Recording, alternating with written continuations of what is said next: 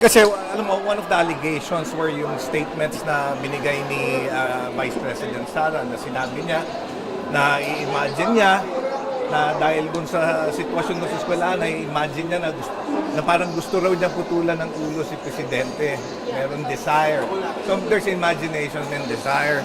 Pero ang sinasabi na, stated rin by Kong Rufus, yun naman hindi naman criminal act yung imagination at desire. Ang sinasabi ko lang, parang ako, yung not necessarily or specifically kay Ann lang, kahit kanino naman na siguro na someone from the opposite sex na who's a standout. You know, you cannot help having imagination. Kaya nga, wala naman ako sinabi. Sabi ko, sometimes, you know, nagkakaroon ako ng imagination at desire. Yun lang. So there's nothing wrong. Kaya nga sinasabi ko, you know, we cannot censure everything because it sets a bad precedent. Di ibig sabihin, anong pa nakita dyan? Na yung composition pala ng komite, pagka meron kahit na isang word lang na sabihin mo na hindi nila magustuhan, they can strike it out of the record. And this is the second time that they struck out mga statements that I made, which are neither illegal, neither unlawful, but actually factual. Congressman, sorry.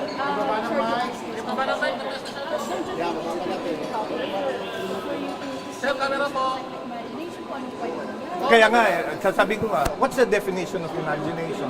What's the definition of desire? You know, only a dirty mind can impute something which is dirty dun sa statements na yon.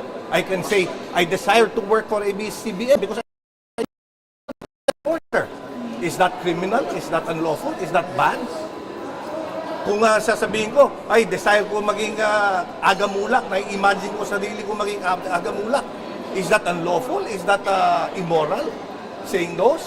Now, it depends on, siguro, pagka madumi yung isip mo, then sasabihin mo, ay, ano yan, immoral yan. But siguro, hindi madumi yung isip ko eh.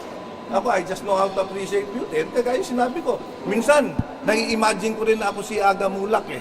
Nung bata ako, sinabi nila magkamukha kami. Pero, yun, na-imagine ko lang. Desire ko rin maging kasing gwapo niya. Baka pagka pinanganak ako ulit. Now, is that immoral? Should it be stricken out from this interview? Yun lang. We should not put malice in something which is not malicious. Yun lang. And this is very important. Sabi ko nga, kaya nga, una pa lang, kahit na nung first day sinasabi ko, members of the committee should not only appear impartial, we should be impartial. Because we are hearing an impeachment complaint on the second highest elected official of the land.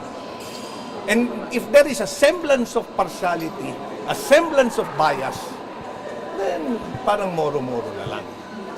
Why do you think they're looking out of vacation? Hindi ko nga alam eh. Pati ako nagulat eh. Kagaya ng sinasabi ko, there is nothing wrong. Diba?